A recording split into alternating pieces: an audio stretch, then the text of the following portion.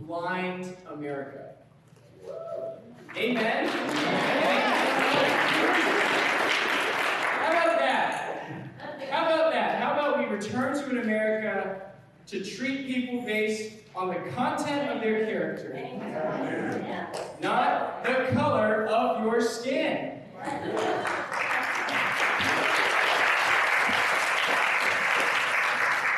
And now we have these new ideologies, critical race theory, gender theory, social emotional learning. I just like to bag it in and just call it woke.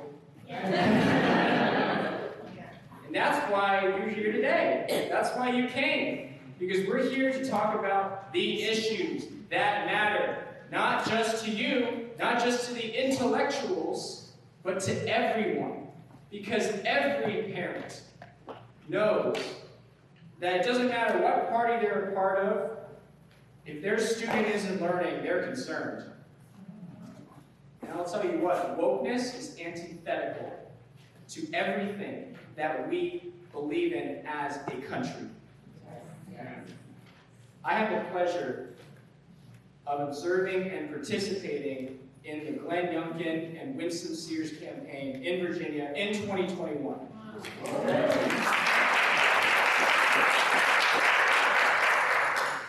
And I remember the turning point so clearly. He was polling 45% of voters, couldn't get past that threshold, couldn't win. You know, it was looking like gonna be a blue wave in Virginia again. And then I remember that debate that Glenn Youngkin had with Terry McAuliffe, the Democratic opponent. And that, I remember when Terry McAuliffe said, in response to a question about education, I don't think parents should be telling schools what they should teach. Oh. And those comments broke open a blue state and turned it red.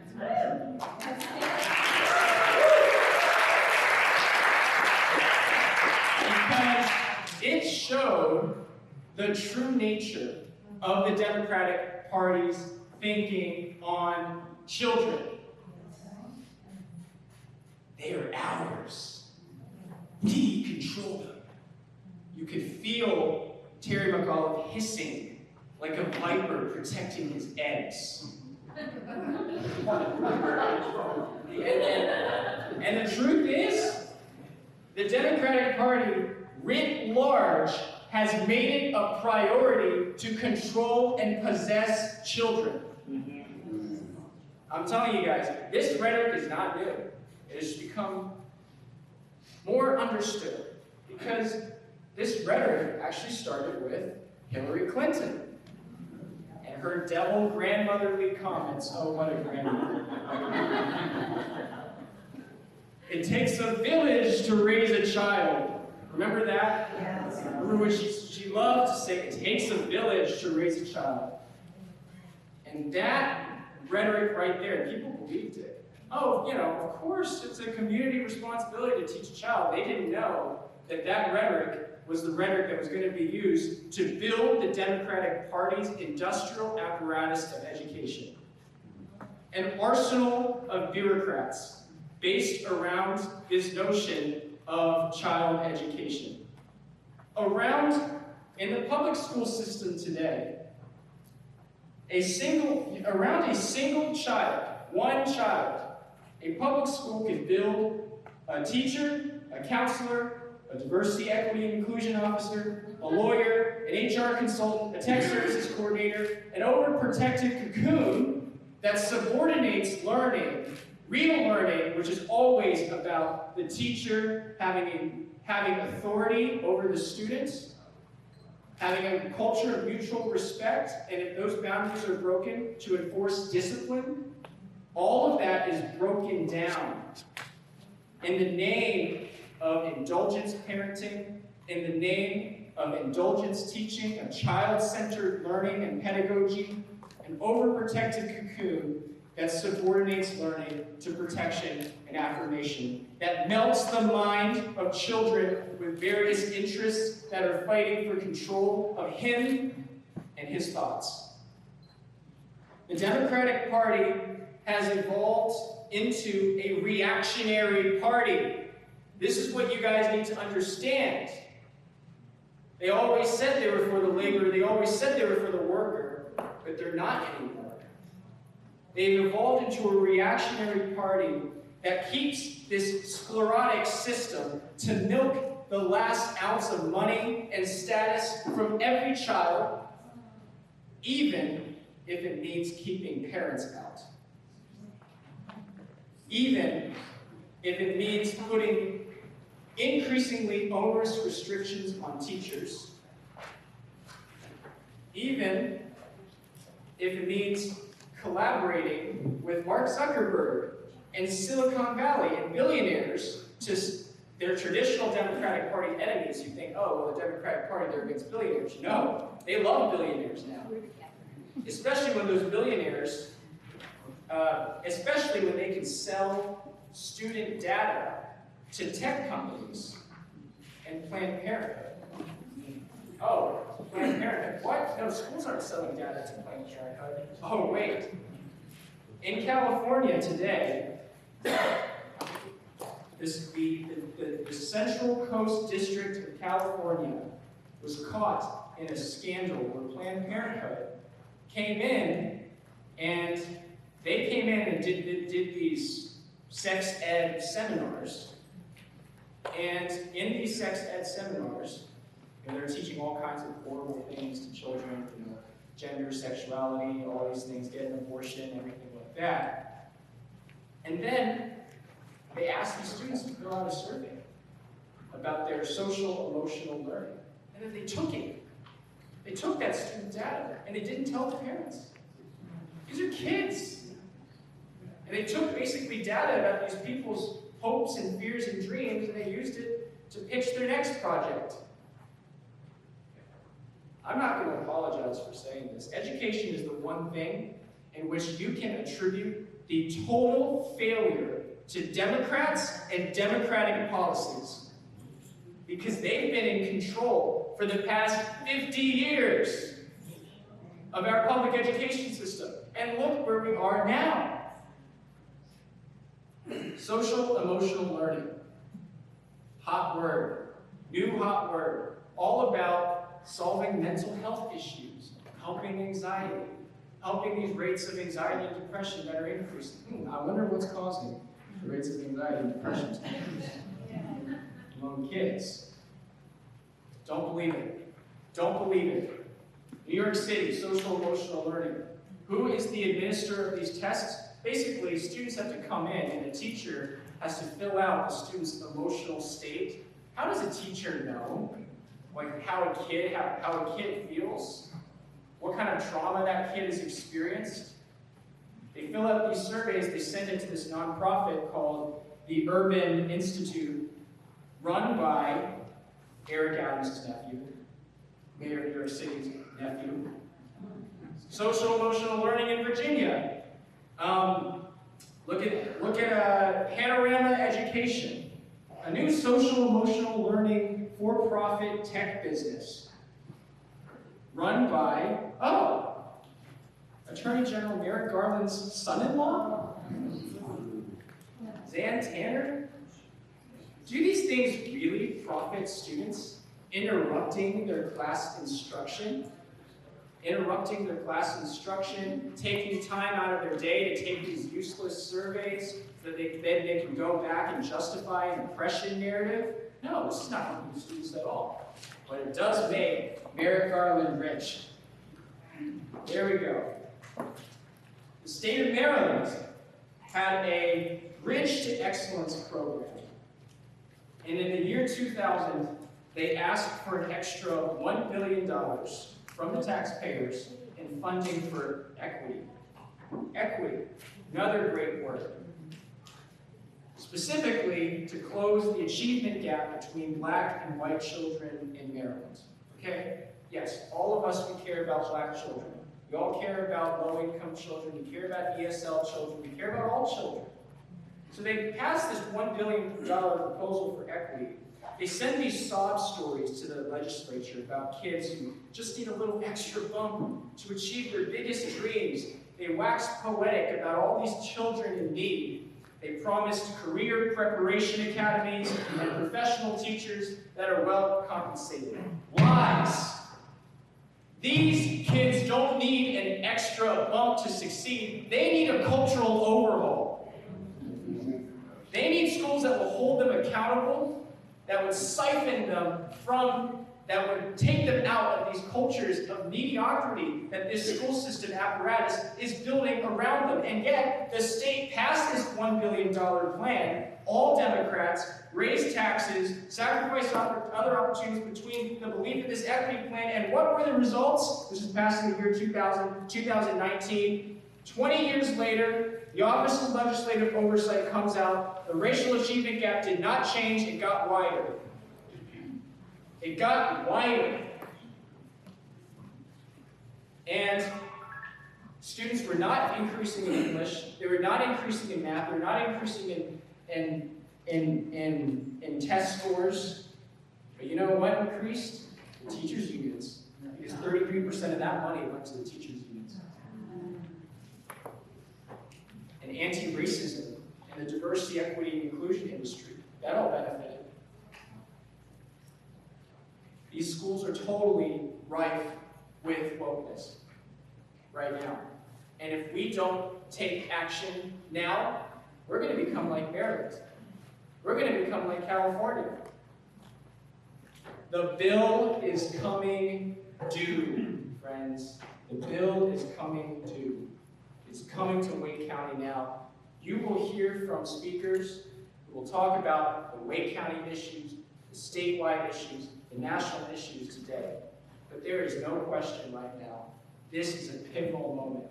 Depression and anxiety are running amok in students. It has increased over the past 10 years.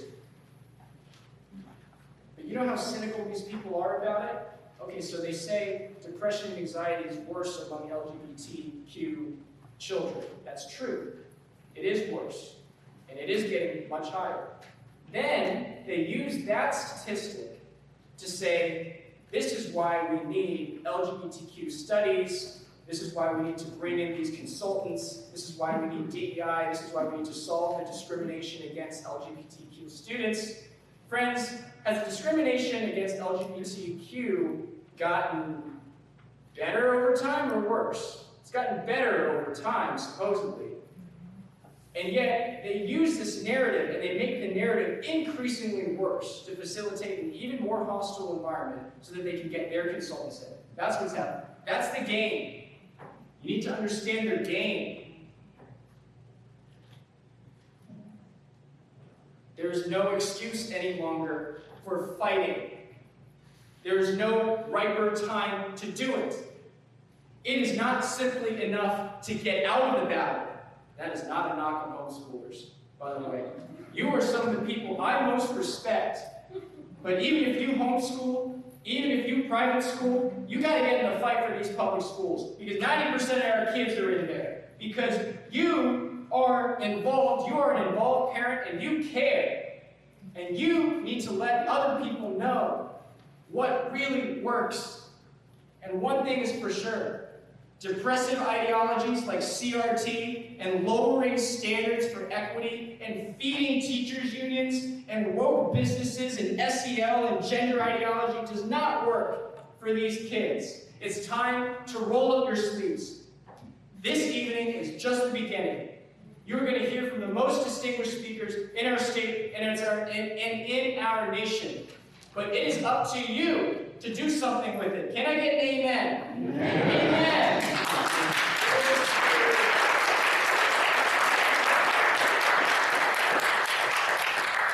Be a parent advocate and disentangle these ideologies to your local parent community, especially the immigrant parents who don't know what the system is. Talk to them. Say, you have to speak up for your kid, because you think Oh, that's what the public school system's for, right? To help my kid. I can just go to work. I don't have to worry about my kid. Oh. You need to tell them what is going on. You need to get them to the school board meeting. You need to help them, because you know what? The school is not going to make it any easier for you. They are not going to make it any easier for these parents. Especially these parents that don't know English, especially these parents that are clueless about what's going on. They're not going to make it any easier for them to influence and make change. You have to be the one to guide them through. Support and rally behind candidates for school board and above. Yes, sir. Yes, sir. Truly understand the issue and the stakes. Train students, even your own kids, to speak up. They are still the best voice in their own schools. Don't think someone in the future will do it. There will be no great American future without taking back our education system. Fight! Win! Win like they did in Virginia. We will retake North Carolina and secure the blessings of liberty for all our children. Thank you.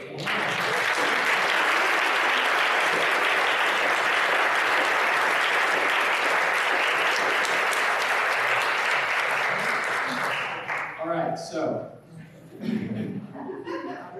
that was nice, but now we're going to bring up some of our great speakers. We're going to start out with AP Dillion. AP is a reporter at the North State Journal. She knows about the issues within Wake County and within North Carolina. She will walk it through with you. She's a great speaker. Please welcome her.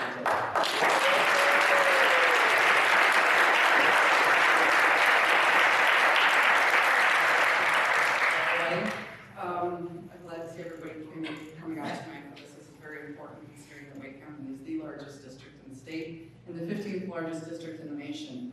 What happens in Wake County, as they say, what starts here in Wake County, what starts in this district trickles out to the rest of the districts. And one of those things that I want to talk about is a proliferation of offices of equity affairs. These things used to be mainly in secondary and colleges and universities, where you'd see offices of DEI, diversity, equity, inclusion, that sort of thing. But now they're basically blanketing K-12 at this point. Wake County was one of the first, if not the first, to have an Office of Equity Affairs launched in Wake County. And it was, I think it goes back to 2014, 2015. There was a lawsuit filed at the Board of Education. It was one of those sue and settle situations where they got a friendly group to sue them over something that they wanted to change. That turned into an Office of Civil Rights Affairs complaint. And the resulting agreement that came out of that was the Office of Equity Affairs. So right around 2015 is when that launched. They had a staff of about 6 at the time, the slots that were slated for it. One was an assistant superintendent position, and they hired a man named Rodney Trice. He was out of Chapel Hill. He was running an equity organization up there, but they didn't have an official title for it yet. So they brought him down to Wake County, and the first hire that he made was a woman named Lauren Mascarenhas. Lauren Mascarenhas was pulled right out of the Southern Poverty Law Center for teaching for dummies. And she made a cottage industry of telling teachers that they shouldn't be culturally appropriating lessons at Thanksgiving for Indians and for the Pilgrims, and gender studies, and promoting the Howard Zinn Project. This is what her little niche was. Well, fast forward to last year, I came across some information that Wake County Schools was actually in their teacher training catalog, had a course called Intro to Critical Race Theory. So I found out about this thing. I got the screenshots, I got the catalog, and I contacted Wake County's communications department and said, hey, I'm writing an article about this. You want to tell me about it? And they went, let us get back to you on that.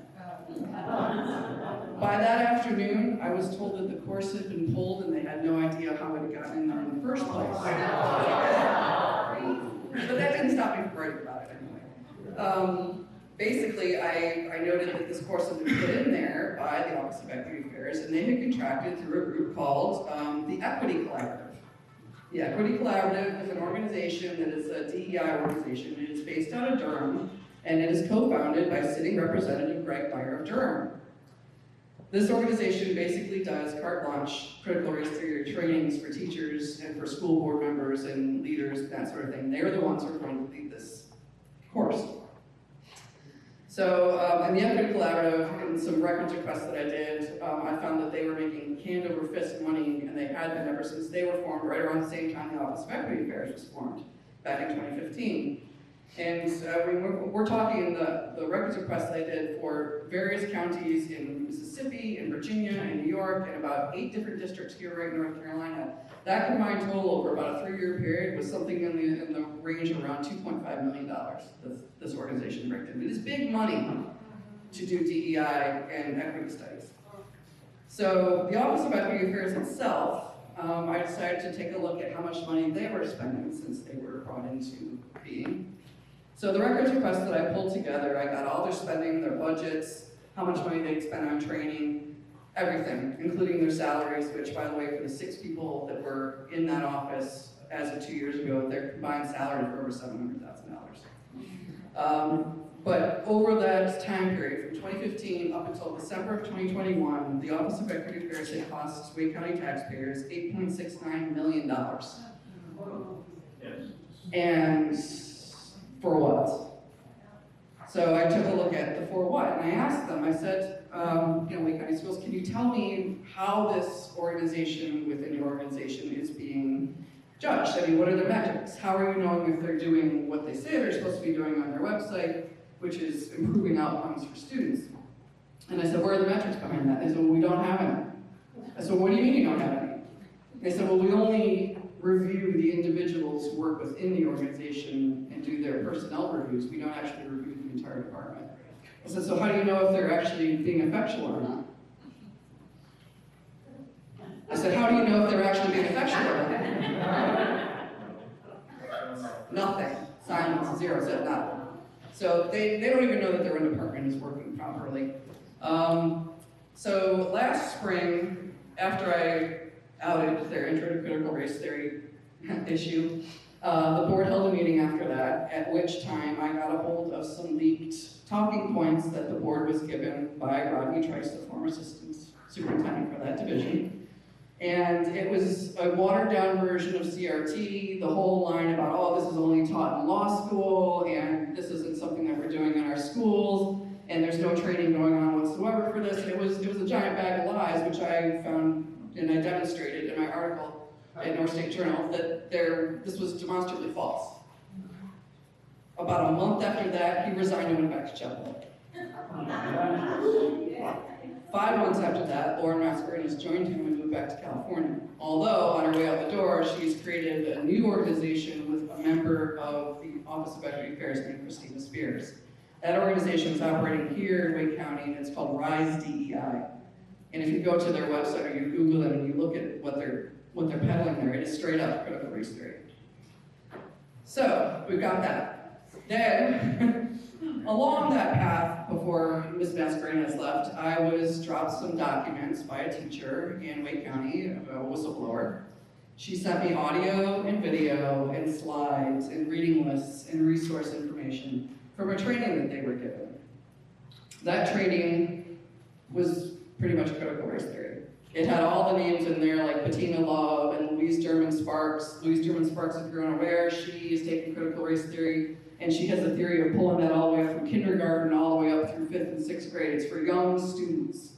And her stated goal is to create activists out of this. She's not shy about it. So I was looking at this training, and some of the topics in there were culturally sustaining pedagogy, anti-racist education, which featured Bettina Love of the Abolitionist Schoolhousing Network, that's her group, and anti-bias education, which featured Louise German Sparks. This past spring, the board approved a CRT grant for CRT training by an organization called We Are, and it stands for We Are involved with anti-racist education. It's basically what working towards anti-racist education. Anyway, this woman named Bullock, her last name is Bullock, her husband is Kevin Bullock, and he is the Durham Office of Equity Affairs chief. The two of them created this organization, and if you go to their website, if you type in "We Are" in North Carolina, you will find that it's all about summer camps with a equity, racial inclusion, DEI theme for little kids as young as 5. They hold summer camps, they hold lessons. She held a town hall this past spring, which I actually put on my Substack, apdillion.substack.com. That's where I write all my extra stuff.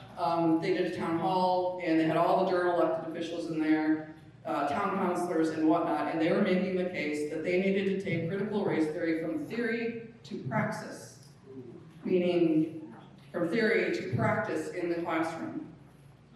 And the Wake County Office of Equity Affairs has been doing just that, and that's what I discovered in the last 2 years.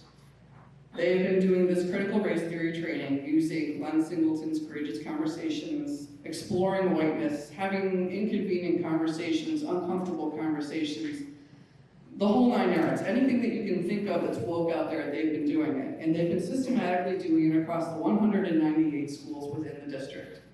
I'm pretty sure that as of this past spring, they've hit all of them at least once. So that's just something to be aware of. But, and then, we're seeing activist teachers pop up. I don't know if any of you saw the news that happened in Southern Wake County, an elementary school in Fuquay. In their pre-K class, a set of LGBT-themed cards that were used to teach the kids their colors were confiscated. And one of those cards had a pregnant man on it, for the color white. I'm like, what? So those, Representative Erin Ferrag in Wake County, she was the one who got the tip. She went right after it. She got with the principal marched right down, found the cards, was absolutely outraged, confiscated the cards, and that made the news cycle. It actually made the national news cycle, which was pretty good. And something important to know about the Wake County School Board. Most of the members who are on the school board right now have been there for the better part of a decade, some for longer than that. But as of the last count in the last 2 weeks here, we have 5 of the 9 incumbents who will not be seeking re-election.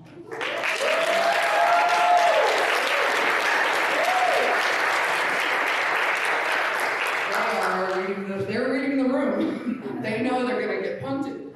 But before they did, they left a parting gift for the voters. They went and changed their district maps, so your representative might actually be the same representative that you had before. And they went ahead and they gave certain seats staggered voting. So basically, the seats that come up this year, all 9 are on the ballot. But then after this, some of them will wait 6 years to get elected again, and the other ones get elected after 4 years. And then they stagger them every 2 years after that. So that was the party gift. So the next thing that I'm expecting the board, if the board is taken over, I'm expecting a new vote. They're going back to all 9 seats get elected every 2 years. We'll see if that actually happens. I've been following Wake County politics for a long time now.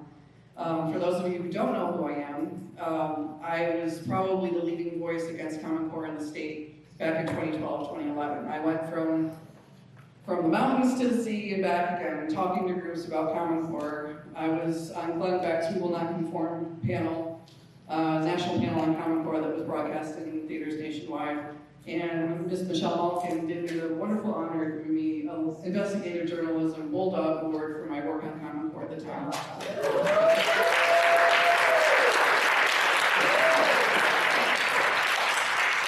And I just want to close out with Wake County Schools. What starts here changes everything.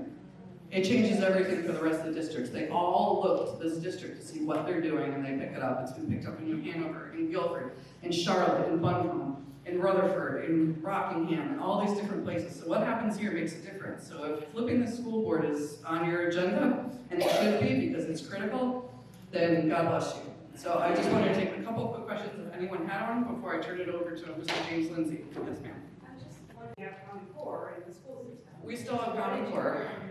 You can apply to this to try to, other than, try to change the school board, but what else can be done? Okay, so the question is, what did I learn from fighting Common Core that's applied to what we're seeing with CRT and the wokeness in schools right now?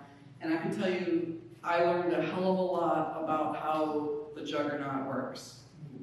I saw how the sausage was made on the back end. I saw the deals the politicians made when they created a commission to look at and examine Common ended up faltering and keeping them in the end. I saw moms rise to the challenge only to be shouted down at that time. However, now we've got the moms doing the shouting down, which that's a different thing. We're going to do questions at the end. All right. So it's gonna, Absolutely. and I will introduce the next. Thank you.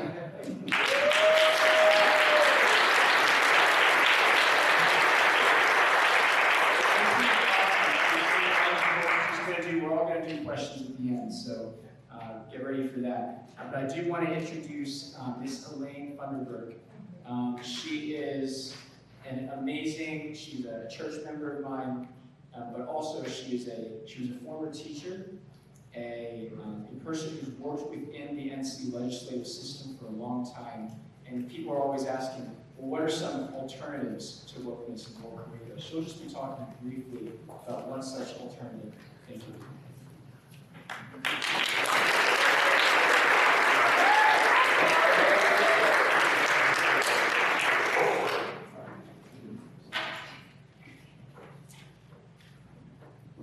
I'm delighted to be here. I have been involved in the public schools for quite some time. I taught school for a short time, but then I went on to be a mother, and then I worked at the legislature some, and but staying in touch. I am the mother of 4 sons. All of them went to public school here in Wake County and graduated from Broughton High School. Most of them graduated from NC State. I have 11 grandchildren, and 8 of them have been in the public schools here in Wake County. And in fact, 3 of them are at NC State and doing well. It has been a challenge throughout the time they've been in school because of things that I had to stand up against. And I want to encourage you right now that the best thing you can do is engage in your schools with your students. Don't just sit back and assume everything's going to be difficult. You need to get engaged. But we've heard some hard things, some scary things about what's happening in our public schools. And but I want to say that I dressed in yellow today because it's sunshine. And sunshine gives me hope. And that's what I have. My hope is in God and His help, because He is the one that can answer our problems here. And He has all the best answers. So I want to share that with you because I've seen them work. I've seen, we see what's going on around us. We see the scary things that are happening in our schools, the shooting, and our kids are scared. They're scared to go to school. Our parents are scared and they worry. The teachers are scared and they worry. And parents pull their children out of the public schools. And we saw that happen with our new minister from Texas who had 3 in Wake County schools. He pulled them out after they had 3 encounters with the police in the high school their daughter was in. So the schools are not safe. But I want to just encourage you that there is a solution. And it's not a solution that can accomplish the work on its own, but it is what I'm working on right now and have been for 20 years.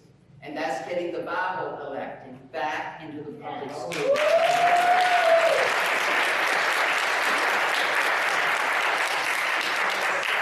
It is legal. We have the document from our governor when he was the Attorney General letting us know that it is legal. Then we have a brochure that says the truth about separation of church and state. Teaching the Bible is legal. And it can be taught as history, and it can be taught as literature. It also needs to be taught by a qualified Bible teacher, and we're working on that right now. Southeastern Seminary is training their students to teach the Bible in public schools. But we've got a lot of people that are trained to teach the Bible. But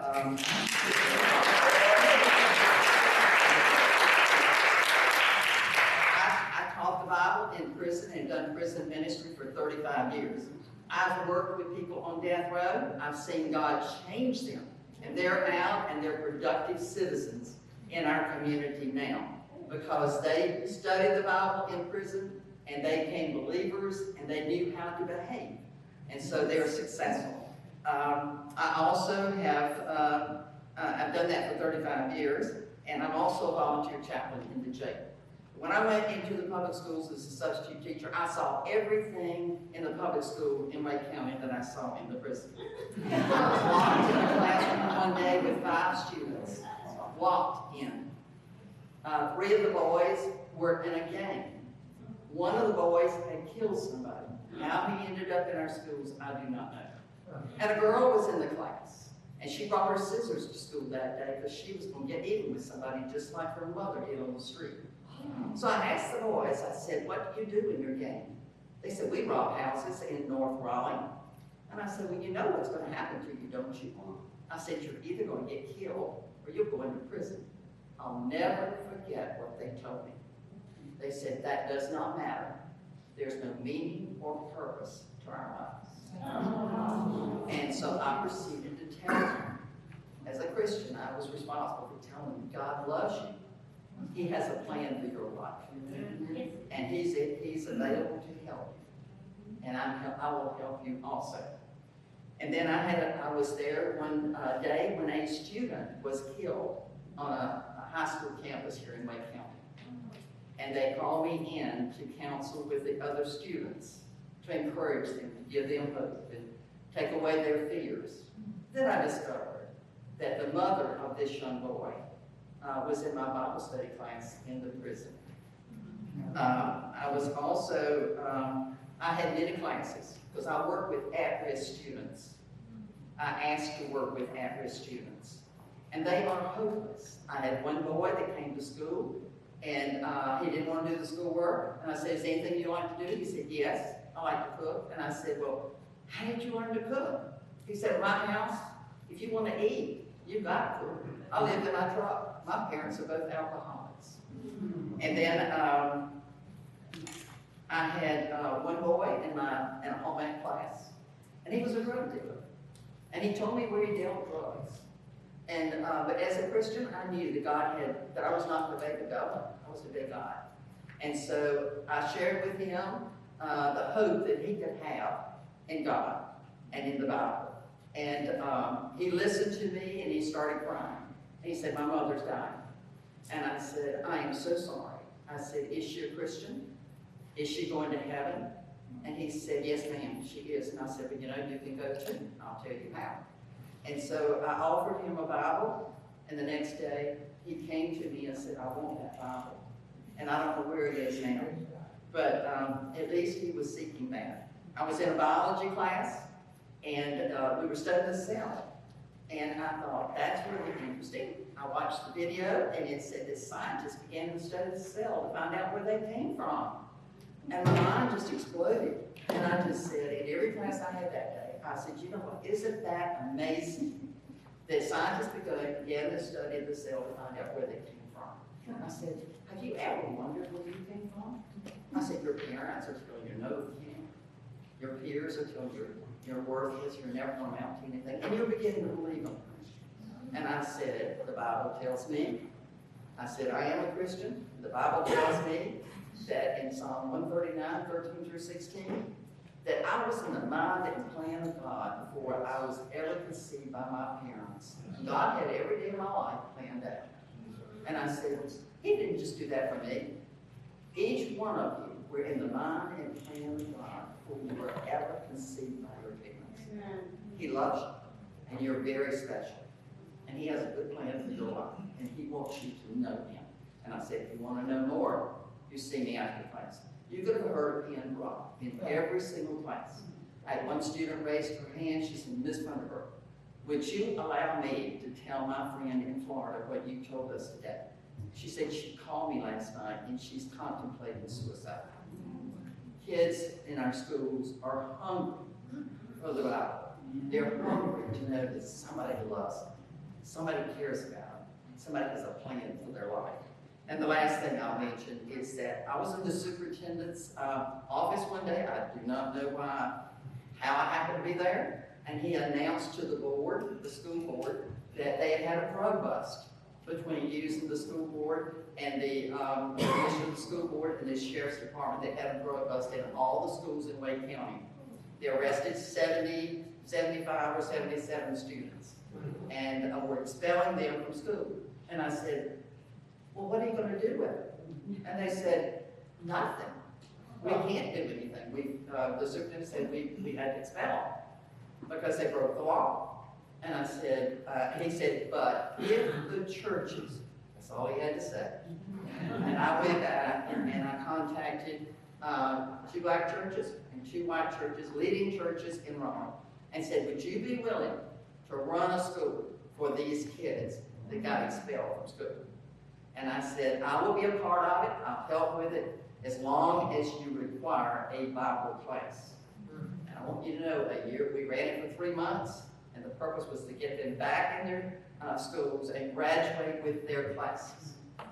A year later, I ran into one of the boys in one of the stores downtown, and he came right up to me and said, will you come to my high school graduation? And I said, oh, you went to this school, it was called the U-Care School. He said, yes, ma'am, I did. And I said, well, did that school help you? Yes, ma'am. Now, these were drug dealers, the worst of the worst in our public schools. And he said, yes, ma'am, I did. And I said, well, what helped you the most? He said, the Bible class. I ran into another one who was an athlete at Broughton High School. And he said, I said, you went to that school? Yes, ma'am, I did. Did that school help you? Yes, ma'am, it did. What helped you the most? The Bible class. They were no longer dealing in drugs. He said, I went back to the school board, and they gave me permission to graduate with my class 3 months after we started this school.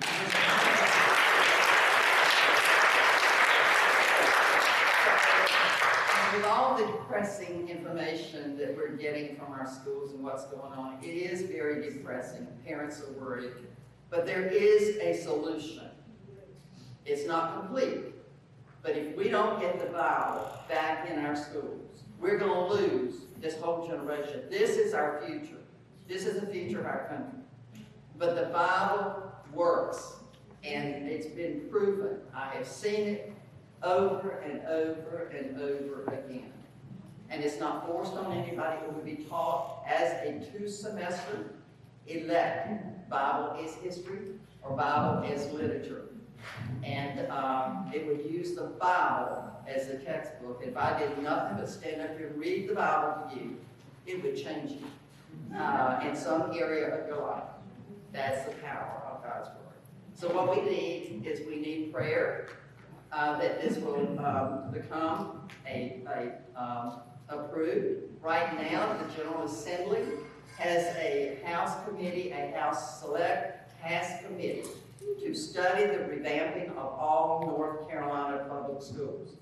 And I spoke at that meeting at the legislature not too long ago. They're very receptive. I've already been told by an agency that they're ready to jump on board and make it a law in this state, or at least make it, I should say, make it legal, state that it is legal, it's already legal, to teach the Bible.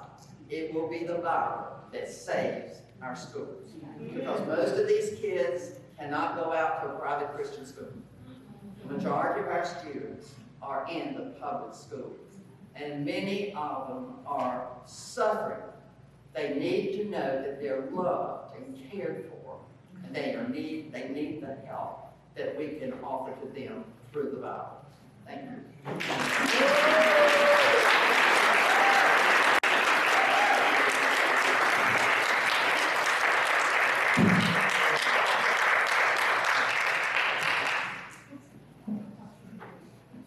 Elaine Funderburk, everybody.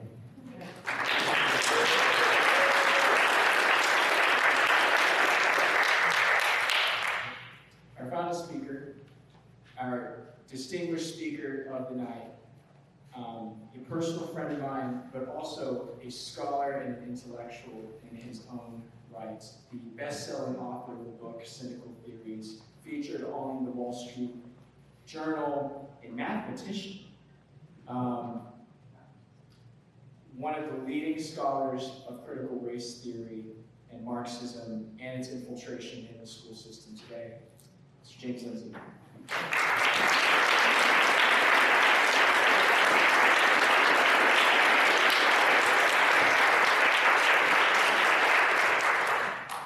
Thanks, Kenny. So yeah, it's tough to follow that endorsement of the Bible, so I'll say as a mathematician that what we actually need in our schools to save is calculus. I'm just kidding, nobody can do calculus. I taught math for years, no, it saved no lives. Nobody can do calculus. I'm supposed to tell you the history of woke and how it got into the school system primarily. And so we have to go back a lot further in history than you think. We're not going to go back to Hillary Clinton in 2015 or anything like that. We're going to go back to the book of Genesis chapter 3. When the snake said, if you eat of this fruit, you shall not surely die. And said, you'll have your eyes opened and you will become like God and know the difference between good and evil. And I'm only halfway, about 5% of the way joke here. This is the same story. We live in that same story. I don't want to give you a long history and explain how what we're dealing with is a flare-up of the accursed religious movement known as Gnosticism, which is what that depicts. We know where that comes from, where certain people believe they have absolute knowledge and therefore can save us from our own experience, which they misinterpret as a prison. That's not the objective, but that is really the mentality behind the woke problem, the woke virus. If we wanted to be a little more contemporary, going backwards, we would go to maybe 1760 for the origins of woke. We would listen to Jean-Jacques Rousseau, a French philosopher who's often misplaced as an Enlightenment philosopher, who said that man is born free, but everywhere he is in chains, which is, by the way, the exact same sentiment expressed in mid-18th century French. We could go forward from Rousseau to one of the people who really liked Rousseau's work, Karl Marx. Because that's really where it got its modern legs. Woke is actually a direct derivative of Karl Marx. So we can start, if we want to understand what woke is, and we want to understand how woke got into our schools, we can look at what Karl Marx thought about the world. To put it in a very small nutshell, because unfortunately, one of the things that we don't do in our schools is teach Marxism. We teach a lot about Nazis, that's great, we should. I don't think we actually learn very much about fascism, we just learn a lot about Nazis. We don't learn the actual philosophy. We just learn Nazi bad, swastika bad. Nothing like that good, which is great, could be a little deeper, but we don't talk about the hammer and sickle the same way. There's a reason for that. All of these critical race theory folks, for example, who have told us for years that we have whitewashed education, have been saying that to cover up for the fact that we have redwashed education. We have education that does not teach the history or reality of communism. So they don't teach what Marx taught, or what Marx thought, or what Marx's symbols represent, which is why we just had a movement for years involving the fist, and nobody knew what it was. People are like, oh yeah, I'll do that. And nobody knew what it was. They don't know that the hammer and sickle represent using labor to set yourself free from the prison of the world. They don't know that Marx conceived of the division of labor, which is represented by that hammer and sickle, as the fall of man. Exactly like the story in Genesis 3. I'm not exaggerating. Marx did not lay out an economic theory or a philosophy. He laid out a religion. And that religion is predicated on really just two simple ideas. All the economic stuff boils down to something else, which is that Marx felt like his life sucked because nobody was paying all his bills for him. So he obsessed about economics. If he didn't have to pay his own bills, if society paid his bills for him, he could do whatever he wanted. That was the prison that his life was. So he focused on economics, material conditions, economic conditions determines everybody's life. That's why he's obsessed with it, because he wanted people to pay his bills for him. He mostly succeeded in getting people to pay his bills for him, as a matter of fact. But his theory as a religion is actually not that complicated. There are really essentially two pieces. There was this thing called the division of labor that came in and estranged men from one another. It split them apart. Some people were bosses, if you will, or managers. Suits, the man. Some people were exploited by those people. The way it works is that Marx believed that what makes humans human as opposed to animals is that they can picture what they want to see come into the world in their mind. They can then do work on that which is in the world. They can go get wood and build a podium, for example. They can envision the podium, and they build the podium, and they say, look what I've made. So they, as a conscious subject, becomes in a relationship with the object they produce. And they know themselves through that object to be creators. So we go back to Genesis 3. What happens is, if I'm the boss, because obviously I would be the boss, because I have a suit jacket on, I'm going to say, I want you to make podiums for me. This is what they're going to look like. You're going to do it. And you're going to get paid a wage to do it. So I'm going to give you money, which is this abstract, meaningless thing, and you're going to build my vision, not your vision. And you're not going to be able to see yourself as you truly are as a creator in the world, because you're building somebody else's vision instead of your own. So you can't come to know yourself as you truly are. That's what Marx thinks private property and the division of labor takes away from people. And estranges people from their work, estranges people from each other, estranges them from themselves, which he said is a deeper true nature because he wanted money. That is perfectly socialist, where everybody shares everything, so nobody has any want or need, and when without any want or need, all of your work is truly spontaneous and an expression of your creative vision, your imagination, and therefore you can see yourself as a person who brings into fruit your imaginative creative capacity. So this splits the world into an upper class and a lower class. He called them bourgeoisie and proletariat. The upper class has access to a special kind of privilege. In fact, that's not even quite right. It doesn't have access. It gives itself access. Like God giving himself access to the knowledge of good and evil. And it excludes everybody else from this. See, that's what the snake whispered. God doesn't want you to be like him. He'll punish you if you do. That's the bosses. It's a religion. It is a complete recreation of Christianity upside down. But the proletariat is exploited by this relationship, this class antagonism between the upper class and the lower class. Their dynamic between the two of them structures society, and a system of classism comes into play, where the upper class stays upper, the lower class stays lower, and the upper class justifies this by spinning an ideology. An ideology is a mythological story, a false religion that they tell themselves and others to justify their position of power or privilege. That's it. All the lies that society has to be this way. We need lawyers. We need to learn calculus. All this stuff. Religion, which he called the false sun, that man revolves around until he learns to revolve around the true sun, which is himself. That's in his critique of Hegel's philosophy of the right, he wrote in 1844. That's the famous Opium of the Masses document. All of this structure of society conditions who you are.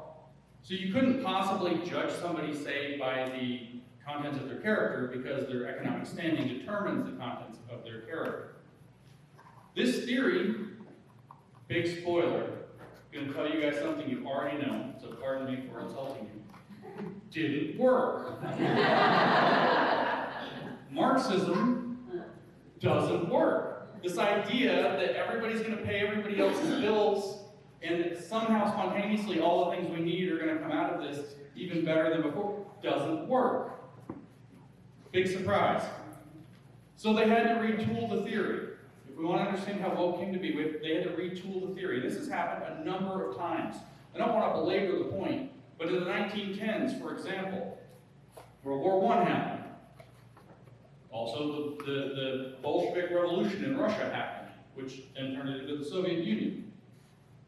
And you had two pieces of information into the world about Marxist theories that put a huge spanner in the works, as they say. Number one, when World War I happened, the workers of the world did not unite. They took up national identities. They cleaved onto something other than worker communist identity. They said, no, we're Italians, no, we're Germans, no, we're British, we're French, we're American.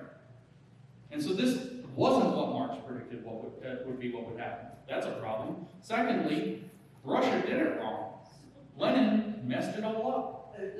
Lenin was able to pull off a revolution in a peasant-based society, a feudal society. But Marx said that that's not how it works. Feudal societies become capitalist, and at the height of capitalism, they have the revolution, not before. And so these Marxists in the 1910s had to figure some things out. And this is the birth of cultural Marxism, which you can all go on Wikipedia and find out doesn't exist. There used to be an entry for cultural Marxism on Wikipedia until about 2 years ago, and now there is an entry, if you type it in, for cultural Marxism conspiracy theory. I'm not kidding. Cultural Marxism took the economic argument out and said that economics actually expresses itself through culture. And culture reproduces itself through institutions that produce culture, like education, family, religion, media, law. We could add healthcare to that, which wouldn't have been a thing then. Lots of cultural institutions. They said that there's high culture and there's low culture. There's fancy bourgeois culture and there's kind of cheap, everyday proletarian culture. But it's not the economic conditions, but the cultural apparatuses that people build around them that actually maintain things. In other words, as Andrew Breitbart summarized it, politics is downstream from culture, rather than politics being downstream from economics. And this didn't work either.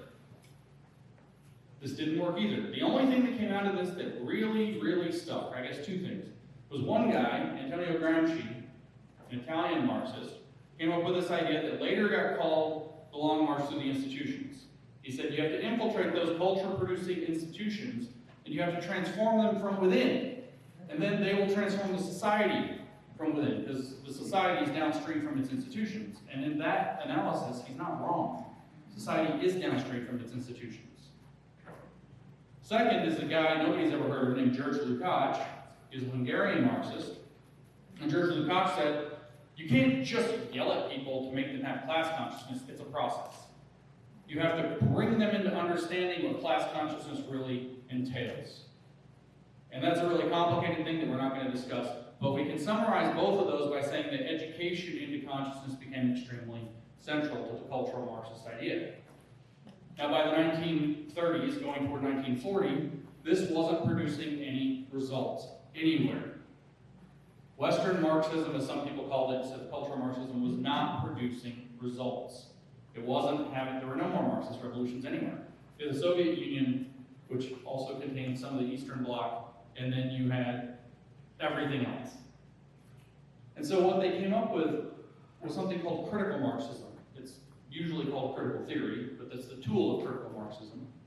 Critical Marxism was cooked up something called the Frankfurt School. And it said we're not looking at culture correctly. Culture is actually a little more subtle than we thought. It's not just high culture and low culture. First of all, there's a middle culture, a pop culture that's poisoning everything. You could be listening to like the Beatles instead of Wagner, and therefore you never think that there's something you could aspire to, for example. What they said about culture, though, besides that, was that there's a much more subtle way that it works. And in the words of the creator of critical theory, his name's Max Horkheimer, he said, I created the critical theory because we realized that Marx had something wrong. Marx believed that capitalism would immiserate the worker, but it does not immiserate the worker. In fact, it allows him to build a good life. And so we realized that you cannot even envision what a good or an ideal society would look like on the terms of the existing society. See, culture produces the terms of society, and you can't even imagine a true socialist society on the terms of a not-socialist society. He said, however, what we can do, and this is why it's called critical Marxism, is criticize those aspects of the society we live in that we don't like. All you have to do is cut down what you don't like to see in the world over and over and over and over again, and then spontaneously, eventually, something perfect will come out. You think I'm actually being crazy when I say that that's what they believe, but we go to the most predominant critical Marxist, writing in the 1960s, Herbert Marcuse. He's writing in the Essay on Liberation, and he explains that the process that they used critical theory is actually, or critical Marxism is actually a negative thinking process. And he says, but don't put it down. Negative thinking by virtue of what it does is necessarily positive. Sounds like a little magic trick, doesn't it? It's like if you disobey God, you get something better out of it. Like, negative thinking is necessarily positive because what it does is it cuts away at the apparatus of society that is a problem so that the perfect society contained within it can come out. That's his argument. That's liberation. The title of the essay is Essay on Liberation. That's the belief that they have about liberation. Now, I've talked a little bit about Gnosticism in a separate lecture for 2 hours. I'll tell you about Hermeticism and alchemy sometime, because that's what that is. But that's a lesson for another day. If you need a simple version, though, by the way, and you're a Christian, it's a heresy. It's a total heresy. Okay, so critical Marxism almost had a revolution, even here in the United States, in 1968. Detroit is still having a bad time. We can predict with pretty good accuracy that Minneapolis, Portland, Seattle, San Francisco, maybe New York, maybe Chicago, are going to have similar bad times, maybe for a half century now, because the same thing is happening. They've been hollowed out, they've been wrecked. But they almost got the revolution, and they didn't. And in 1972, the same Harper Marcuse told us, how did we get here? He wrote another paper called Counter-Revolution and Revolt. And he said, we have been doing it wrong. We look back to that Antonio Gramsci guy and who had it. We have to infiltrate the institutions. He says we have to go inside the thing and become the thing. It's not enough for us to be Marxists who sit outside and complain. We have to become computer programmers who go into computer programming and bring our Marxism with us. We have to become biologists who go into biological labs and bring our Marxism with us. Most importantly, though, what he realized and said is every single professional discipline lies downstream from schools. If you want to be a doctor, you go to medical school. If you want to be a lawyer, you go to law school. If you want to be a politician, I guess you have to go to law school as well. If you want to be anything in the professional world, you go to some kind of school. You go to college. If you want to be a teacher, you go to teaching college. And that's where Marcuse and his friends in the Weather Underground set their sights, was on the teaching colleges. So what we're actually looking at, how did wokeness come about, by the way, and how did they get in education, are the same question. Wokeness came out of education. Happened in what's called the critical turn in education. It's the same critical as in critical Marxism. It's critical Marxism went into education. And there's a book by a Marxist educator from Iowa State by the name of Isaac Gottsman. He wrote in 2015, that book is called The Critical Turn in Education. It kind of tells you the story. It's worth reading. He says, from Marxist critique, this is the subtitle, from Marxist critique to post-structural feminism to critical theories of race. That's how we transformed education. That's what he's telling you. And what he says is, in the first paragraph, the first sentence, to open this book, he says, where did all the 60s radicals go? They didn't go to yuppiedom, he says. They didn't, this is a direct quote. Where did all the 60s radicals go? Not to yuppiedom, not to the religious cults, to the classroom. And when Kenny said a little bit ago that we gave the left education 50 years ago, that would have been then. That's 1972. That's when this happened. The 60s radicals gave up blowing up buildings and holding up federal judges with shotguns and went into education activism, primarily K through 12, and overwhelmingly started to infiltrate colleges of education. Now, meanwhile, and literally separate from this, in Brazil, there's an educator, if we can call him that, a very angry post-colonialist guy who got kicked out of Brazil for his wacky education ideas, went to Bolivia, got kicked out of Bolivia because they didn't want him there either, went to Chile and connected with a bunch of Marxist priests in the liberation theology movement, whom he had connected with through his so-called head bishop, Dom Helder Camara, in Recife, Brazil, facilitating the relationships. He studied Marxism for 5 years, and then he wrote a book called Pedagogy of the Oppressed. That book was published in Portuguese in 1968 and was republished in virtually every other major language in the world in 1970, including English. The man's name is Paulo Freire. Paulo Freire's education is where woke comes from. All this critical Marxism, yada, yada, yada, is kind of the substrate. But what Paulo Freire did was created woke. And I'm going to give you a very simple understanding of it. They tell us, you can't even define woke. Bless their hearts. Woke is knowledge Marxism. It's that simple. Let me give you a couple of parallels. We already said what Marxism was. I actually only told you one of the two pieces. We'll tell you the other one in a second. Marxism is the belief that society is stratified into two groups by the upper class group giving itself access to a special kind of property and excluding the other group from it. This creates a system that's self-maintaining, it's upheld by an ideology. For Marx, it was the bourgeoisie gives itself access to capital, they create an ideology of capitalism, they exclude the proletariat or the working class from it, yada, yada, yada. Now what Marx actually said, here's the second part, is that the people made class conscious of this state, can direct the course of history to its intended end. They can build a kingdom here on earth. They can get us back into the garden. And Marcuse, when you say, Marx didn't say get back into the garden, no, he didn't. That's true. But Marcuse, who I already referred to in the 1950s in his first major English language work, said that we get back into the garden by taking a second bite of the fruit of the tree of knowledge. Direct quote. Wow. That book is called Eros and Civilization. It is a book on sexual liberation. If you wonder what that's doing in the schools. So the conscious have to seize the means of control. Now we switch over. Maybe it doesn't work over here in economics. What about race? White people created a special form of property called whiteness that they gave themselves access to exclude people of color. They established and enforced this through an ideology called white supremacy. This sets up a system of racism, or systemic racism, that is the organizing principle of society, to maintain their benefit over everybody else.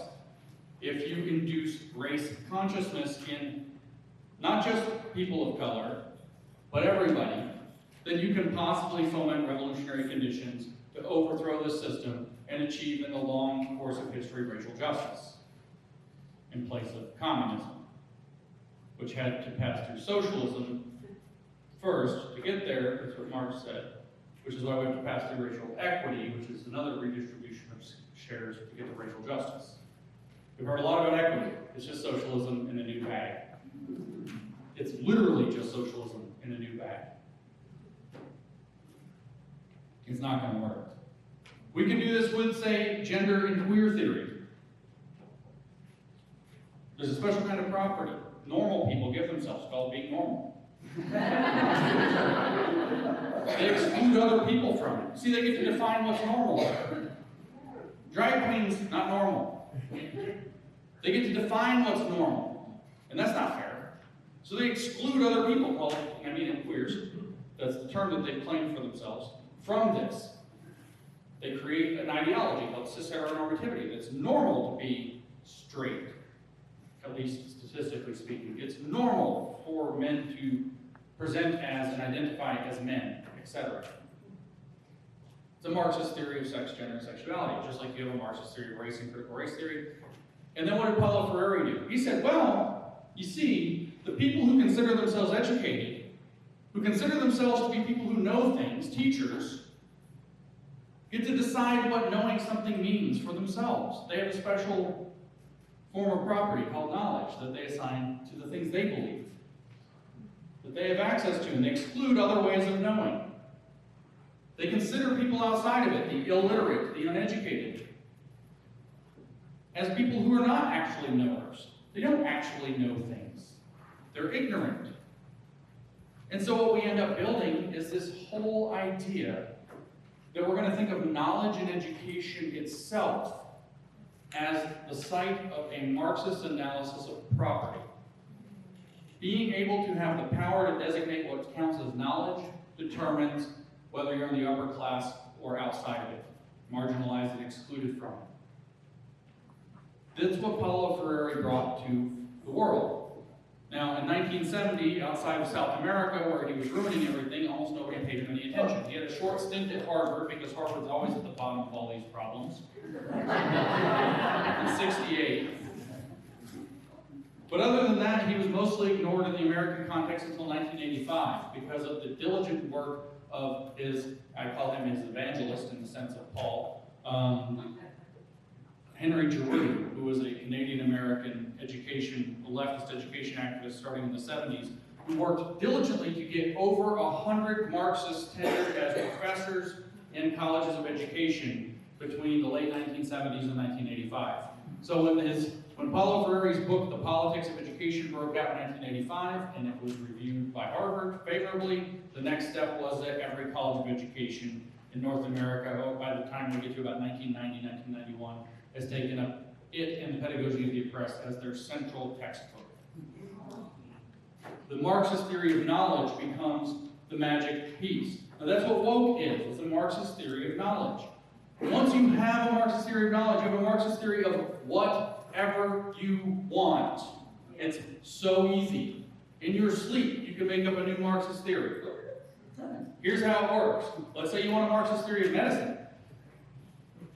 All you have to say is the people who call themselves doctors get to decide what's considered medical knowledge, but they don't include other ways of knowing about medicine and bodies. That's an unjust exclusion. Now you have a Marxist theory of medicine. Let's say you want to have a Marxist theory of environmental science. You can see how this goes. Now you're like, wait a minute though, they're telling us what medical stuff is true. They're telling us what environmental stuff is true. That's not outside knowledge. Yeah. You see, Lenin figured out you need a vanguard. You need an enlightened group of, experts who form a council, which in Russian is pronounced Soviet, that are going to tell you what the right answer to these problems are. It is. It's the Russian word for council, Soviet. So you have to have a council of experts who are going to tell the stupid plebs what the right answer is. This is the Leninist vanguard model that's being used. And so what we're actually looking at then is the ability to produce a Marxist theory so that you have a bunch of hillbilly know-nothings who complain about the existing system and an elite vanguard of technocratic experts who get to assign themselves as the experts who will tell you. This is what the correct medical truth is. This is what the correct environmental truth is. This is what biology says about what it is to be a woman. Nobody knows. That's a lie too, by the way. It means whatever political prop the left needs woman to be in the given day, as we saw it play out literally just in the last 2 weeks. It just changes to whatever they need it to be to win the argument. That's what a woman is. Everybody says, why don't they define man? We already lost. They don't care about us anymore. Feminism rolled right over us. And now they're rolling over feminism. Because as Hegel, the predecessor to Marx, said, history uses people and then discards them. That's their wonderful religion. History used feminism, now it's being discarded. And now you understand what's happening there.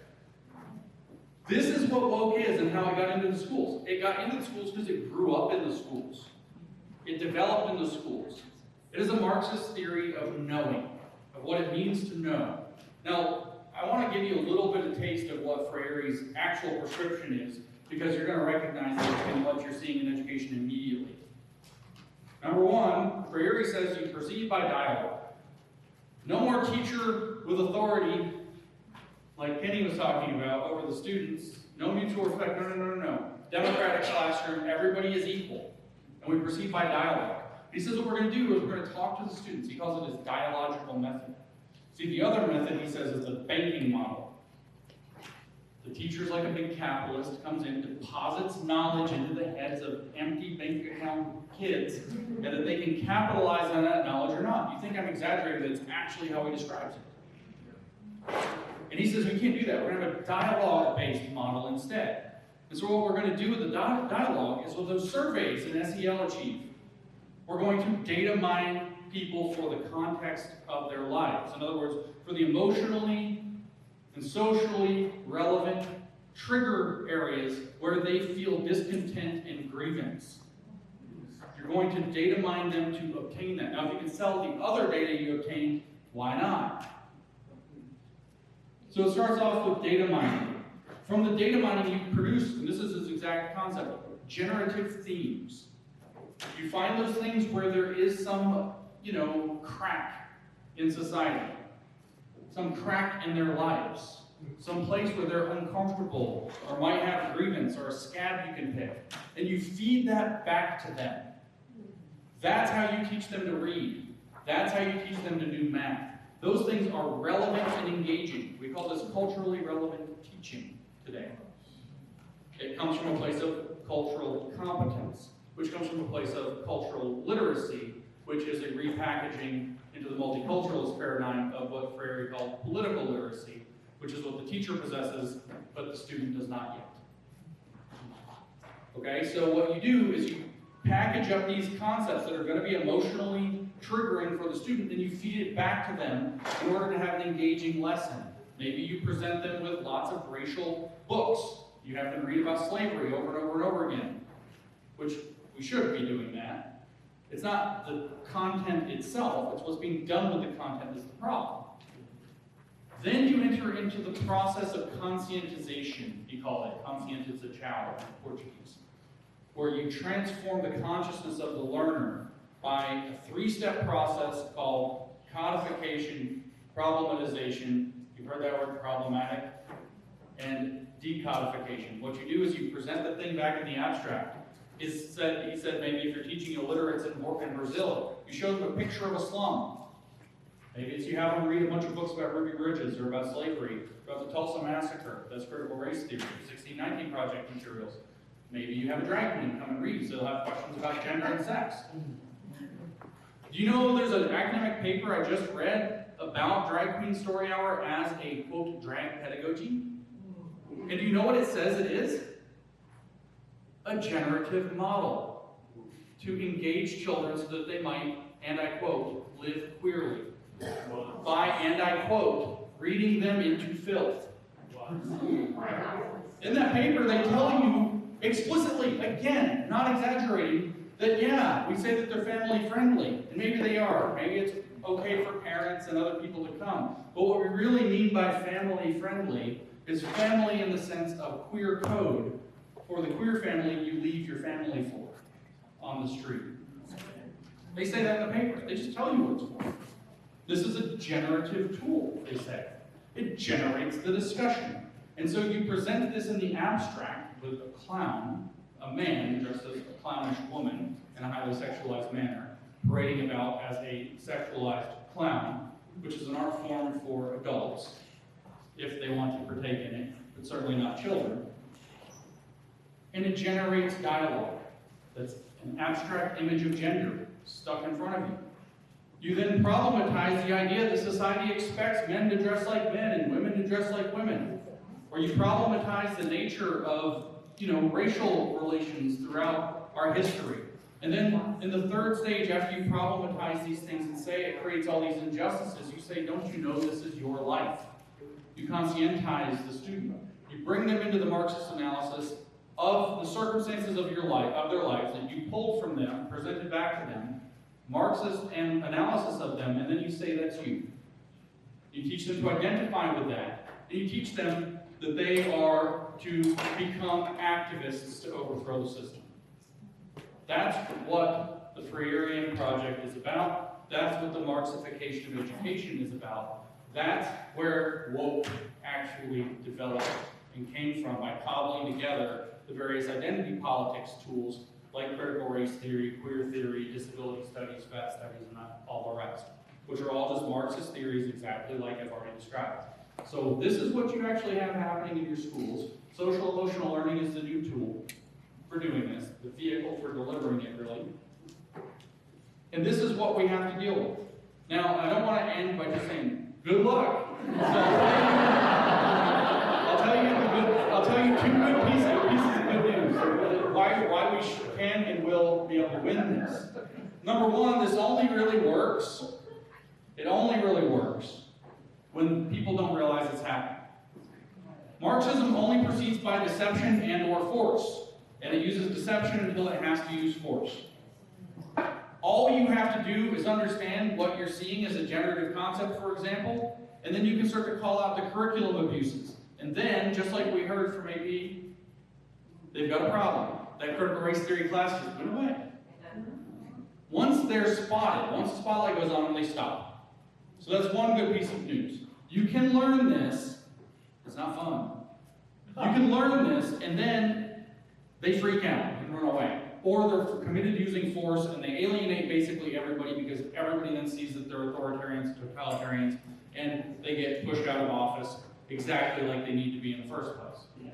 Now, second good news is that woke is a Marxist theory of knowing, which means that it has no filter for knowledges that have been excluded. And it has no means to determine which knowledges are legitimately excluded and not, which means it admits, as you can plainly see, the stupid, the grifting, and the crazy. Which means they're not sending their best. What this means in practice is actually that when they put out some stupid thing like Drag Queen Story Hour and they get called on it, they will always double down on it because they have no mechanism to exclude the crazy. So this should, first of all, give you heart. When you see them double down on it, you shouldn't think, oh no, they'll never give up. You should think, oh yes, they're so committed to it that they're going to show everybody, and then we're going to get them out of positions of power. Because up to this point, we thought they were rational, normal people, and then they said no. And I'm quoting the Attorney General of Michigan, David Nessel, right here, where she said, drag queens are fun, they're necessary in every classroom. Imagine that 3 years ago, 2 years ago, 15 minutes ago. But they go all in on it. So you have this power. So take heart with that. But the other thing is, like I said, it means they're not sending their best. The ideas that they're putting out will not stand up to reality, ever. Their arrogance and their inability to turn away the most foolish and crazy ideas is a critical weakness for them. So if you continue to expose it, you continue to speak out about it, and you continue to learn enough to be able to say something about it and identify it where it is, you have all the tools at your disposal to either push it out gently or to create the public outcry that will push it out less gently.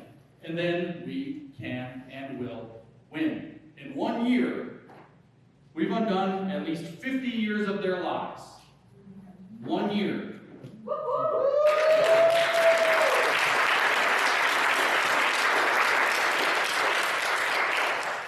And to really give you some heart, we didn't even know what we were talking about yet. Now we do. So let's do it. Let's take back our schools. Let's take back our country. Thank you for having me.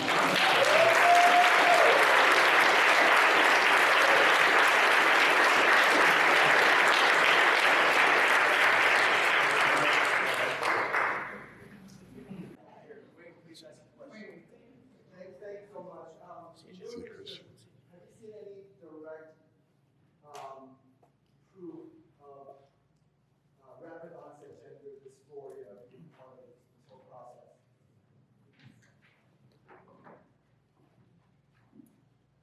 I've only seen indirect proof, but I can explain the mechanisms behind it. There are two that make it extremely plausible. So the question, if you didn't hear, was, have I seen any evidence for rapid onset gender dysphoria, which means why is there a 4,000% increase in young women identifying as non-binary and trans in the past 4 years? Is there a kind of social contagion effect where all their friends are identifying as it so that they can be cool, they're identifying as it as well? And the answer is yes, this is probably exactly what's happening. And the best evidence, by the way, which is still somewhat indirect evidence, is that it isn't happening uniformly.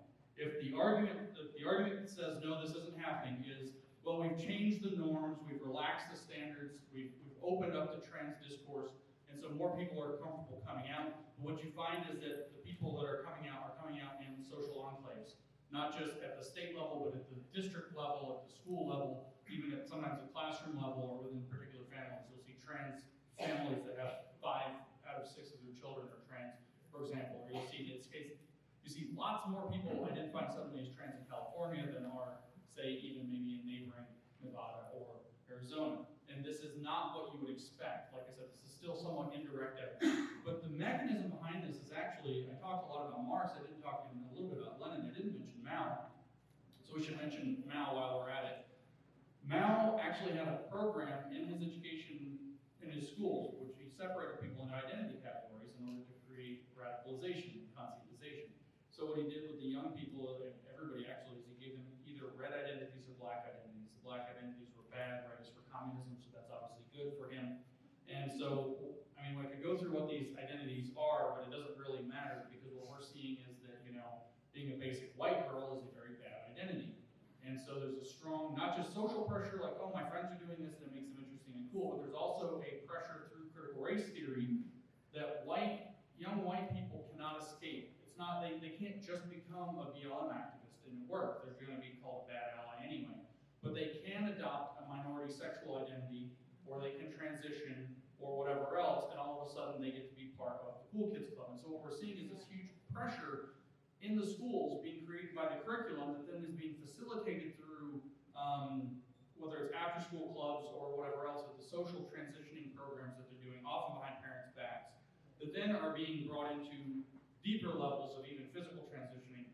And those are actually adequate to explain this otherwise completely mysterious explosion that doesn't happen evenly across the identities and doesn't happen evenly across political locations at the levels of states, districts, and so on. And so rapid onset gender dysphoria is probably socially contagious to a degree, but it's actually being primed by a deliberate mechanism that's being used to demonize certain identities, what Mao would call black identities, and to valorize other radical identities.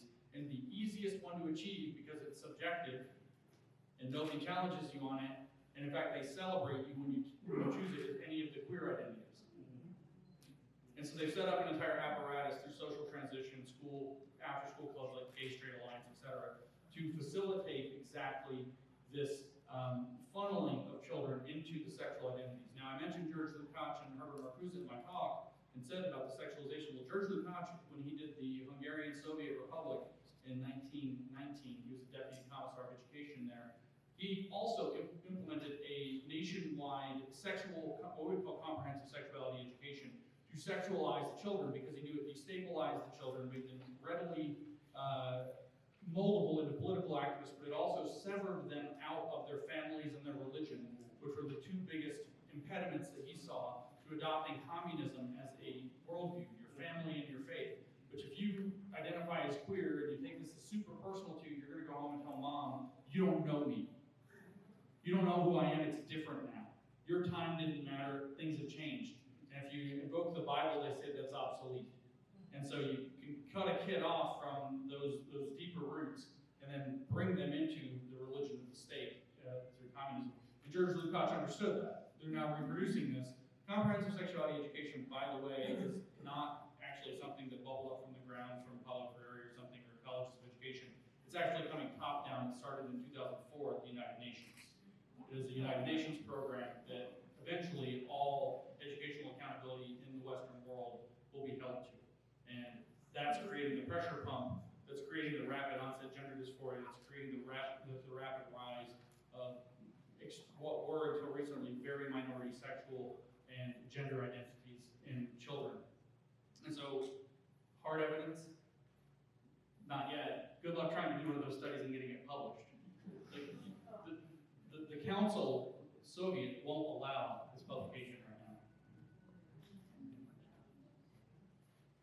Your name, please? There are a number of school board candidates here tonight that are running. We have quite a number of them throughout Wake County, other candidates as well.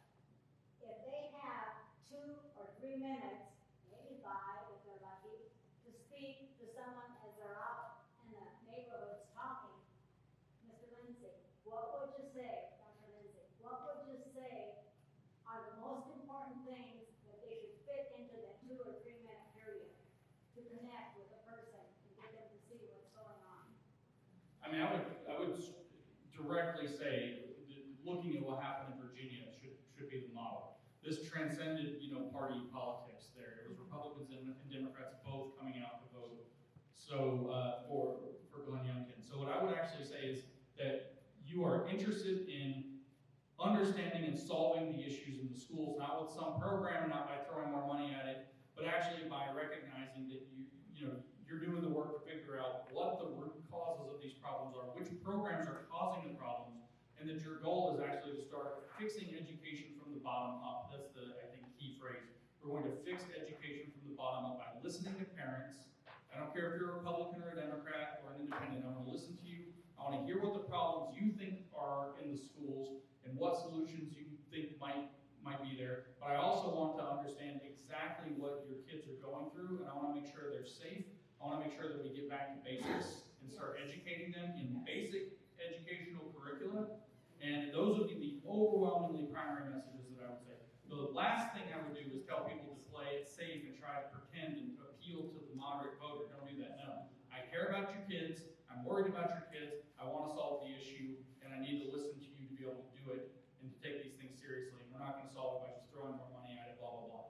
That's, I think, the short answer. Politics shouldn't matter. If you have kids, you're a parent, that's above politics. It's so far above politics that politics is even silly to say there's no such thing as a Republican parent or a Democrat parent. They're just parents.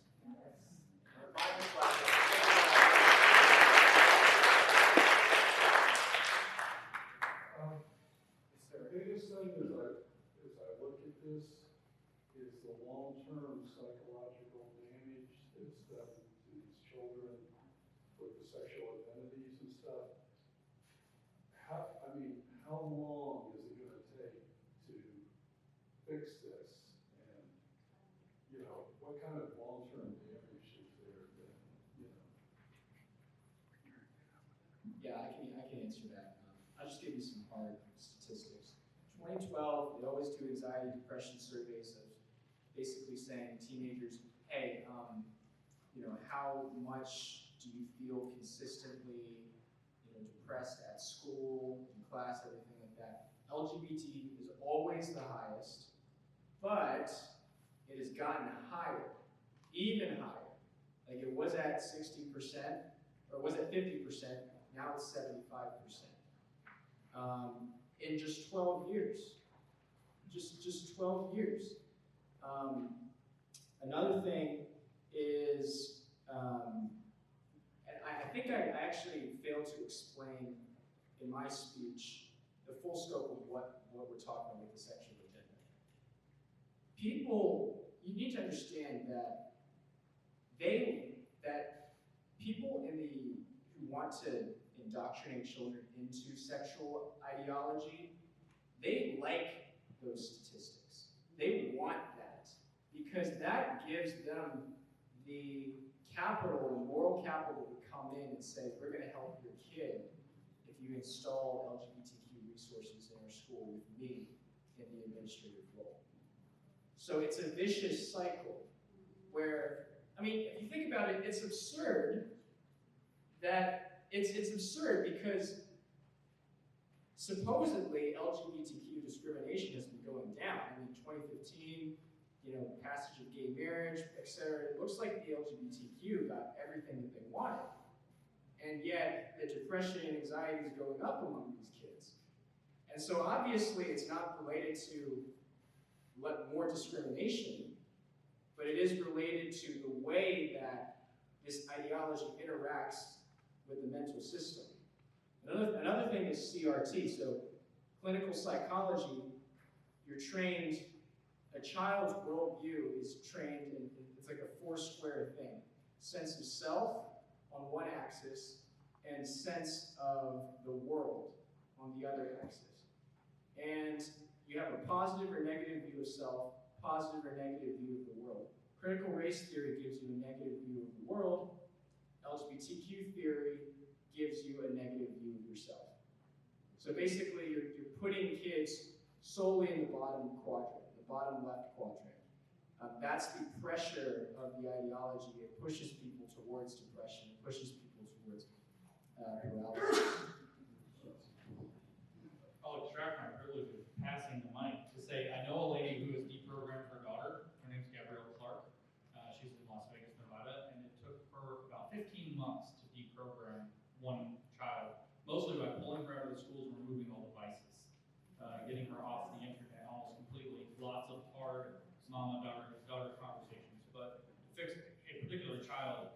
year to a year and a half, depending on how deep it goes. Speaking as a mom and not a reporter, I have 2 children in Wake County schools. One's a rising 6th grade, and the other one just finished his first year in high school. When I was fighting the Common Core battle, I realized that I was going to, quote, have to deprogram my child every day when they came home from school, reteach them math, reteach them reading, and that's what I did. And a lot of parents after that used to come to me and ask me, how do we fight this? How do I help my child? Well, with what we're seeing with CRT and the gender ideologies in school, you have to make your child based. I mean, you've got to start from the time before they go into kindergarten. You have to talk to them about your family's values, about what you believe in, and about treating people the way that you want to be treated. And you have to give them that foundation before they hit kindergarten, before they hit pre-K. And you have to foster that all the way through. And I used to tell the mommies, all the good information and all the bad information goes to die in that backpack every night. If you don't get in there and look at what's coming home with your kids and look at what's going on, you cannot be an armchair parent when it comes to their education, especially in K-5. K-5 is where they mold them. 6, 7, and 8 is where they drill it into them. And by high school, they're just little automatons walking around, nodding their heads and watching kids with rainbow capes running down the hall. That's the way it works. So get in there, be plugged into your classroom, be plugged into what your kid is doing, especially now that they're all being given laptops where you can't see what's happening. Have them logged into their laptops. Go to school. Look at least once a year, ask to see their permanent record. You will be shocked at the kind of crap they put in those permanent records. There's counseling notes, there's diagrams and drawings that your kid may have done earlier in life where the teachers added notes to it. In my case, it was in kindergarten. I went in, looked at his permanent record by the time he was in 3rd grade, and there was a picture of him that he had drawn in kindergarten of him playing with Transformers and having a gun battle. And the teacher put a post-it note on it that said, I like my Transformers and my guns, and underlined guns 7 times. Not to put too fine a point on it, but I lost my SHIT on that one. I just I handed it to the lady and I said, I'm taking this picture home with me, and this note is for you. And I ripped it up in tiny pieces and I threw it on the table. I was not having 1 second of it, but you cannot be armchair parents, you cannot be armchair grandparents. You have got to be involved. You have to pay attention to what the school board is doing. You have to go to the meetings, or at least listen to them. And you have to be a bird in their ear. That you've got to be the canary in the coal mine. I can't tell you how many times I harangued the board before I was actually a reporter and do public correction classes and put the fear of God in. I mean, you just can't let up. And it's been a while since I've had some in public schools, children. I do have grandchildren, but I remember that one of my sons, when he was a junior in high school, went to the teacher night. And she had written on the board, the English teacher, what books he was going to be required to read. Well, just a week or so before that, one of my sons is a student, or was a student, at NC State. And I happened to see the newspaper that he brought home from NC State, and it had an ad in it from the bookstore. And it said, these books are banned in the student bookstore. And I looked at it and I thought, uh-oh, those are some of the same books that this English teacher is requiring my 16-year-old to read. So I just sent her a note and just said, I'm sorry, I cannot allow my child to read these books. I said, they're banned at NC State bookstore, so they must not be good reading material. And so, and I said it, and she said, well, I can't change that. I already have this list. And I said, well, then I will ask that he be removed from your class. Well, the principal said, no, I can't remove him. And so I went back to her and just said, he's not going to read these books. So whatever you decide to do is okay. If he fails, he fails. And so what she ended up doing, she happened to be the FCA leader, which was really sad.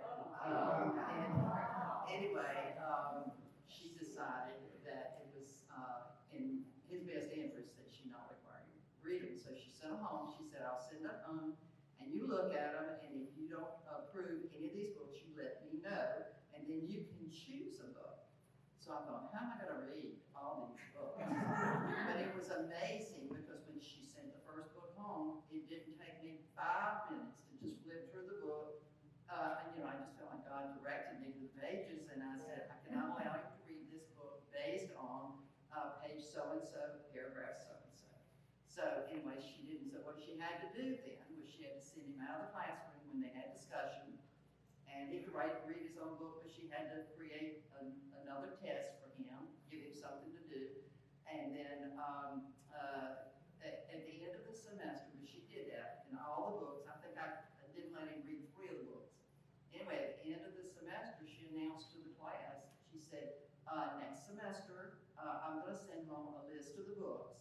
And if your parents don't want you to read this book, tell them to send me a note, and we will work it out.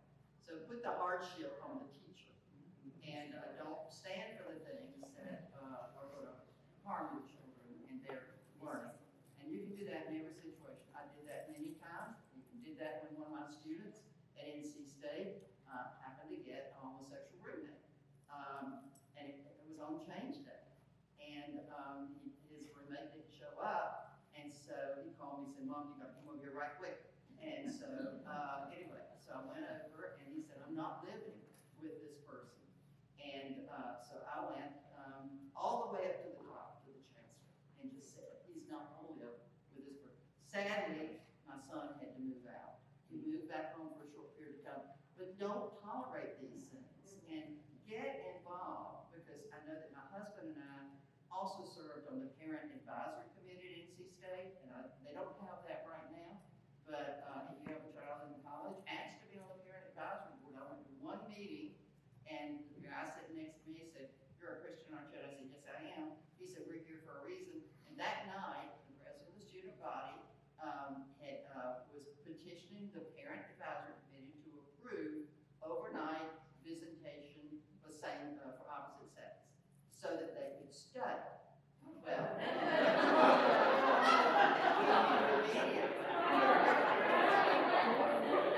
so we screwed up. Pass the notes. We stood up and spoke up and just it was squelched. We didn't hear any more about that. But you have to get involved. You have to get engaged. And especially nowadays, my children are ranging in age from 46 to 55 now. So that was many years ago.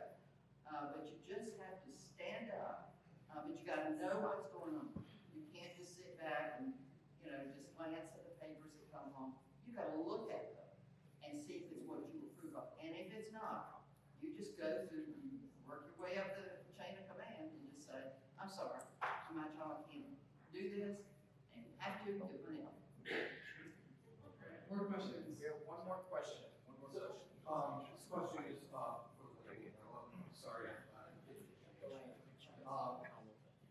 You said earlier that there is a lack of meaning among a lot of these kids, and that does seem to be a theme that I'm seeing a lot. What's going on in our culture, millennials, Gen Z.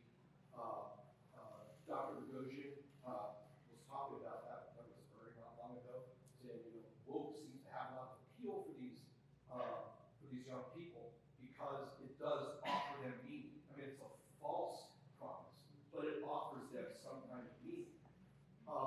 Now, I'm sympathetic to the whole idea of exposing the Bible, exposing Christ. I'm a Christian too, but some of these kids, or many of these kids, are there because they rejected God to begin with.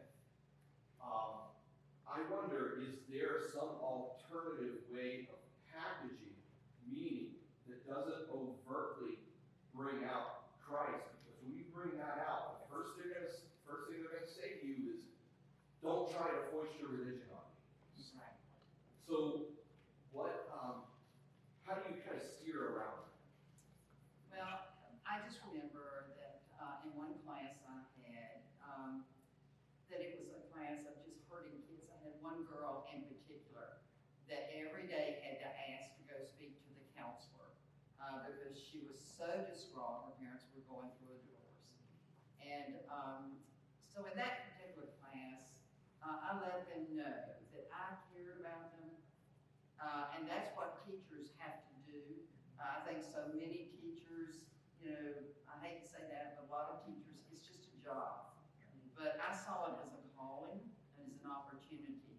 And all teachers should.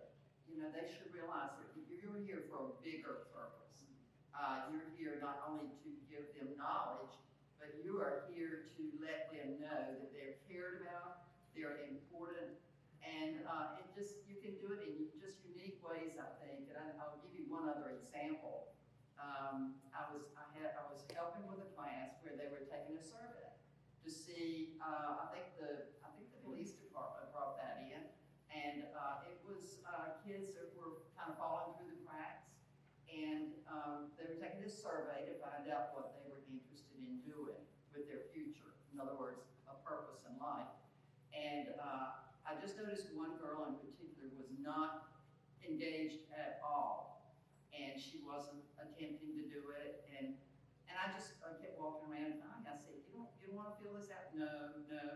And I said, well, and then the next time around, I said, you know what? She was dressed all in black, and I could tell that she was troubled. And I said, well, you know, I can just look at you and tell that you put a lot of thought in what you wore today. Maybe you're going to be a buyer for a store, or you know, a designer or something like that. And she still didn't respond very much. So I just walked on by her, and I came back around, and I just got up close to her, and I said, you know what? You've got beautiful eyes. And all of a sudden, she just kind of got engaged, and I came back around, and she was busy doing the survey. And after the class was over, I said to the main teacher, I said, what happened with that girl? I said, she didn't seem to be interested at all until I mentioned her eyes. And she said, she looked at me kind of shocked, and she said, you're not going to believe what I'm going to tell you. And she said that girl had her eyes shot out. And she's been very sensitive and very depressed ever since that happened. And just the fact that I said, you have beautiful eyes. See, I didn't see the eye that had been shot out. But, you know, that, to me, it just comes with prayer, you know, because every day I would go to school, and I would just say, God, use me for your purpose today. And there were many ways, you know, I didn't preach to them, but I just cared about them and paid attention to them and tried to notice special things about them to appreciate. And I think that's really important if teachers can do that, and I couldn't do it every day to every student. But then I remember that we got the Bible curriculum in Wake County Schools about 20 years ago, but it's not taught the right way. It needs to be 2-semester course. But I remember the superintendent of Wake County Schools at that time said, well, you know, what we need is not only a Bible class, we need counselors, we need caring counselors, we need after-school programs. So many of these kids just come out of terrible home situations, but just to know that somebody cares about them makes all the difference in the world. And you don't have to point them to a particular job, but if you can, you know, if you can give them some encouragement, and if you can just speak some words. For instance, I had another class, and one day they were so disruptive and so just didn't pay attention to anything, and they were just giving me a hard time, and I almost got angry. And then I thought, no, that's not the answer. And so I began to talk to them about respecting authorities, respecting their teachers, respecting parents when they were telling them the right things to do. And you could have heard a pin drop. And finally, one girl stood up in the classroom and said, Ms. Funderburk, we need more teachers like you. And it's just simple things, you know, just common sense things that can help them be better people. And they all have that inside of them, the desire to be loved and cared about and to hear the truth. They really want to hear the truth. And they really want, and teachers can do that, but teachers need to be trained to do that, not just teach knowledge. But anyway, thank you. Just one thing to add, she's on the right track about finding the interest. You gotta find the interest, but part of the problem with today's kids right now is you have to unplug them first. The devices limit their access to their phone. They can only do it during certain hours. Limit the amount of screen time they get. Limit the amount of computer time they get. Whatever it is, but find that interest that propels them. You know, sign them up for a sport that they might not want to do. I did that with both my kids with soccer, and one of them liked it, and one of them didn't. One of them kept on, and one of them didn't. You never know what they're gonna like until you actually throw them into the pool and see if they can swim. So sometimes you gotta expose them to different things, take them to that Museum of Art exhibit, take them to that community, band that's playing over at the community center, there's a food festival going on. See where they kind of perk up and look around, and you might be able to zero in on them, but you gotta unplug them first. Thank you.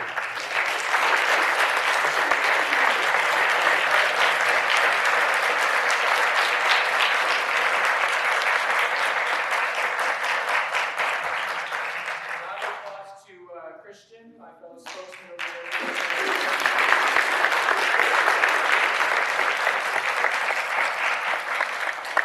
Thanks to everybody who came. We're going to stay around, so keep asking us questions. Stop by the table, get a copy of my book, We'll see you again.